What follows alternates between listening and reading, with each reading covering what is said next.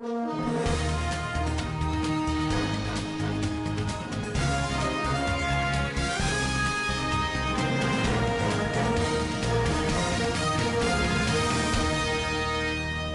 and welcome to Standard Voice Television Global News today, 5th June 2026. Equivalent to Islamic calendar 19 Zulhijjah 1447 after Hijrah.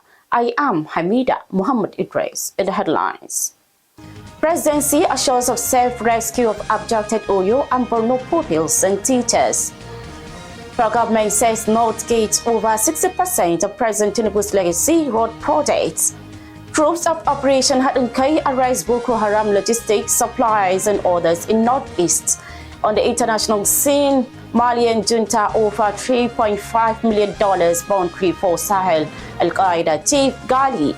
And on sport update, Liverpool confirms Andoni Arola new manager after League 4 performance. These and more details will be coming to you in the bulletin. Thank you for joining, and now the news in details. Presidency says efforts are on the way to rescue the release of pupils and teachers kidnapped in Oyo and Borno states, describing their safe return as a top national priority and assured that terrorism will be defeated in Nigeria. The Minister of Information and National Orientation, Muhammad Idris, made the pledge at a special national security press briefing themed Unite Against Terror in Abuja, noting that recent attacks on schools represented an assault on the future of Nigeria. He also reaffirmed government determination to defeat terrorism, stating that security agencies are deploying all lawful measures to rescue those in captivity and bring the perpetrators to justice. It will be recalled that about 82 pupils were abducted between May 13 and 15 during separate attacks in Oyo and Borno State, while 42 pupils were kidnapped after terrorist attacks schools on May 13 and 14 in Askira, Oba, and Chibok local government areas in Borno State. The minister, while speaking on behalf of President Bola Ahmed Tinubu, assured Nigerians that every effort was being made to rescue the victims. The government debt settlement surpassed the 2025 amended budget allocation by 1.90 trillion naira in the first 9 months of the year. Data from the Budget Office of the Federation showed that the 2025 third quarter budget implementation total debt-related payments, including domestic debts, foreign debts, and sinking fund, rose to 12.63 trillion naira between January and September, compared with the prorated budget provision of 10.74 trillion naira. The pressure was driven mainly by debt service, which stood at 12.52 trillion naira in the first 3 quarters against the prorated allocation of 10.45 trillion naira, showing excess spending of 2.07 trillion naira. Meanwhile, Finance Minister Taiwo Oyedele has said that federal government is seeking ways to finance a budget deficit estimated at 30 trillion naira this year, despite gains in tax revenue generated from fiscal and tax reforms introduced under the current administration. In another development, federal government says Northern region accounts for over 60% of the legacy road project being executed by the administration of President Bola Ahmed Tinubu, while the South has about 40%. The Minister of Works, David Umahi, made this assertion during a town hall meeting in Gombe State after inspecting the ongoing superhighway project linking Gombe State to Biu in Borno State. He also explained that the distribution of projects demonstrates the administration's commitment to equitable development across the country. The minister also emphasized that road infrastructure should be viewed as a national asset rather than a regional undertaking, noting that every state in the federation is benefiting from ongoing federal road projects. In his remarks, Governor Muhammadu Yahaya described the project as a major milestone for Gombe State and a catalyst for economic growth and regional integration. He also said the project aligns with the government's broader development agenda and will complement ongoing efforts aimed at improving livelihoods and expanding economic opportunities for residents. Independent National Electoral Commission INEC says any primary election conducted outside the May 30th deadline remains invalid unless the Court of Appeal overturns an earlier Federal High Court judgment on the matter. INEC National Commissioner and Chairman of the Information and Voter Education Committee, Mohammed Kudu Haruna, who made the disclosure in an interview, advised the political parties would have to continue to comply with the provisions of the Electoral Act 2026. Pending determination of the Commission's appeal before the Court of Appeal. Haruna's position followed the ongoing legal dispute over the Commission's timetable for party primaries and candidate nominations ahead of the 2027 general election. And Abuja High Court, presided over by Justice Muhammad Umar, in a verdict had nullified aspect of INEC's electoral guidelines and schedule put in place for the conduct of the 2027 general elections. Justice Umar, delivering judgment in a suit filed by the Youth Party against INEC, held timelines provided under Section 29, subsection of the Electoral Act 2026 for the submission of party membership records and candidates' particulars. Still on election, the Arbo Major-led fraction of the New Nigeria People's Party, NNPP, has called on the chairman of the Independent National Electoral Commission, INEC, Josh Amopitan, to resign over alleged non-compliance with court verdicts concerning the party's leadership tussle. Major, while addressing reporters in Abuja, alleged that INEC had continued to recognize individuals no longer legally affiliated with the NNPP despite multiple court rulings affirming the party's authentic leadership structure. He also stressed that the situation amounted to a breach of democratic principles and warned that the fraction would mobilize members nationwide for peaceful protests if the commission failed to comply with judicial pronouncements.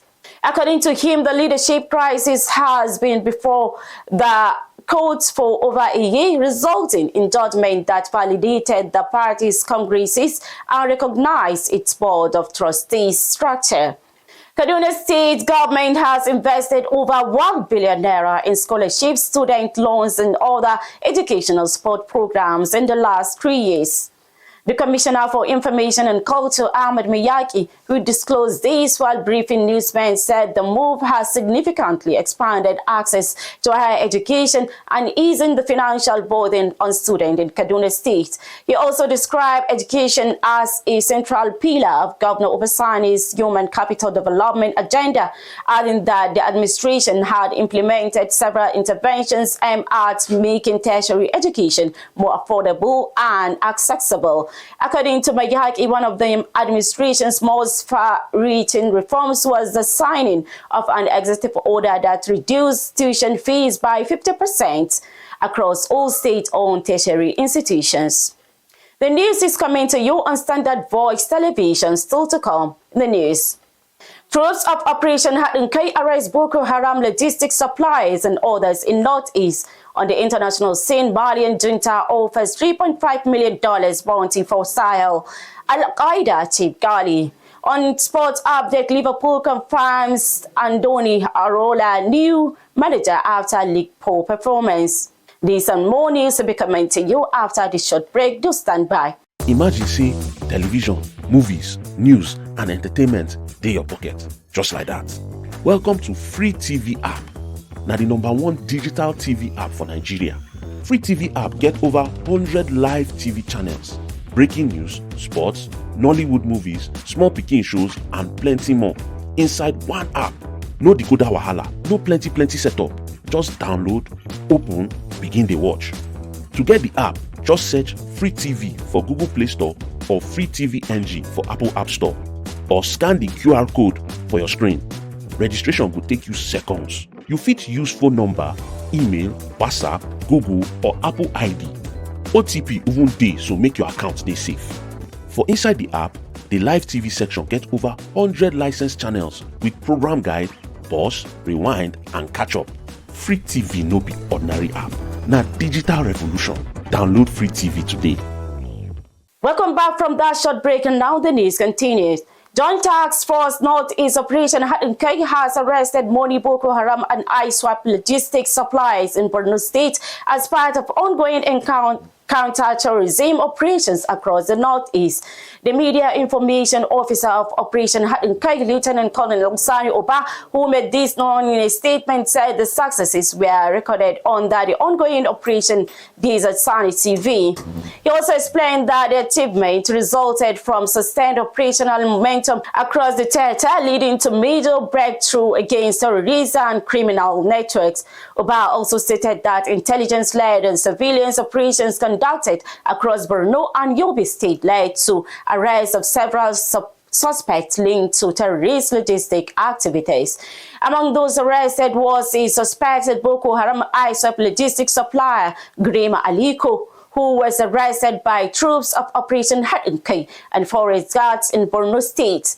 The spokesperson added that in a separate operation, troops of the 7th Division Provost Group arrested another logistics supplier and information Muhammad Bolama in the Muma Garage area of Maiduguri. Still on insecurity, committees on the distribution of cash to internally displaced persons affected by banditry in Bogudu local government area of Kebbi State have submitted their reports. The reports were presented to the Deputy Governor of Kebbi State, Abakar Umar Tafida, after an Executive Council meeting in Birnin Kebbi. The committee is headed by the Commissioner of Humanitarian Affairs and Empowerment, Muhammad Hamidu Jarkuka, where the Committee on the Distribution of Materials to Victims of Banditry in Ganski, Yawuri, Shanga and Koko, and the Committee on the Distribution of Cash Internally Displaced Persons in Bagudu local government area of the state. Jarkuka, while submitting the two reports, said the state government set up the two committees in order to support victims of banditry in parts of the state as a way of demonstrating care and by identifying with the tribulations of the vulnerable people of the state. On his part, the Deputy Governor appreciated the committee for a job well done, assured that the two reports will be looked into with a view to ensuring the government continues to offer critical assistance where necessary. The government has alerted that climate change poses a growing threat to food security, livelihoods, and national security, urging Nigerians to embrace climate action and sustainable practices to mitigate its impact. The director of the Department of Climate Change at the Federal Ministry of Environment in Nyopa, Abiola Awe, issued the warning during a dialogue on nights for secondary school students by the Sea Cycle Foundation to commemorate the 2026 World Environment Day. Abiola Awe, who was represented by the Principal Scientific Officer in the department, Dolapo John Akibi, said climate change remains the defining challenge of the current generation with far-reaching consequences for human existence. She also noted that Nigeria remains disproportionately vulnerable to the effects of climate change despite contributing minimally to global greenhouse gas emissions. Speaking earlier, the organizer of the event and executive director of Sea Cycle Foundation for Sustainable Health and Environment, Chimere Ohajinwa, said the annual competition was designed to raise awareness about environmental issues among young people.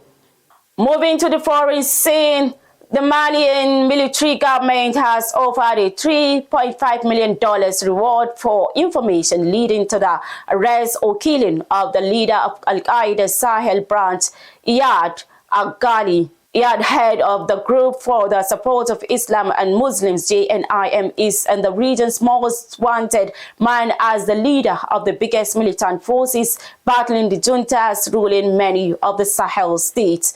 Ghali, a former Malian diplomat and Tuareg rebel, is also on the U.S. terrorist list and the subject of an international criminal court arrest warrant. Since its creation in 2017, his JNIM has been blamed for several daring attacks on the military authorities. In a statement read on national television, the military-run security ministry offered a 2 billion CFA francs, approximately $3.5 million bounty for information helping the capture of killing of Al Ghali, and $2.5 million for one of his deputies, Amadou Kaffa. The junta also offered cash for intelligence into target rebel leaders. Finally, to the sport, and St. Liverpool Football Club has confirmed Andoni Iraola as their new manager after sacking Arne Slot following a disastrous Premier League title defense.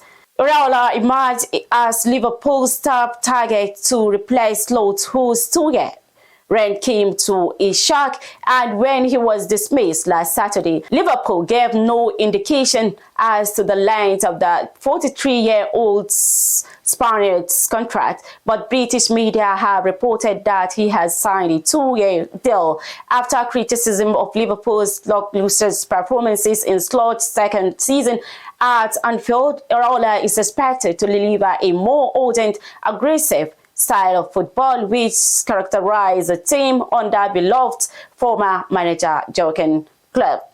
He also earned rave reviews for Bournemouth's 6th-place finish in the Premier League this season, which secured the club's first qualification for Europe in the Europe League. He arrived at the South Coast club from Raja Vallecano in 2023, having previously managed Mirandes and AEK Larnaca in Cyprus. Finally, on the news, the top stories again. Presidency assures of self-rescue of abducted Oyo and Borno pupils and teachers. The government says North gates over 60% of President Tinubu's legacy road projects. Troops of Operation Hadunkai arrest Boko Haram logistics, supplies and orders in Northeast.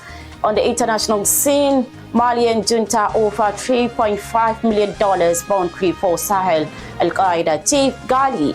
And on sports update, Liverpool confirms Andoni Iraola new manager after League 4 performance. That's Standard Voice Television Global News for today. On behalf of the production crew led by Ilya Adamu Auta, I am Hamida Muhammad Idris, thanking you for investing your time and staying with the news.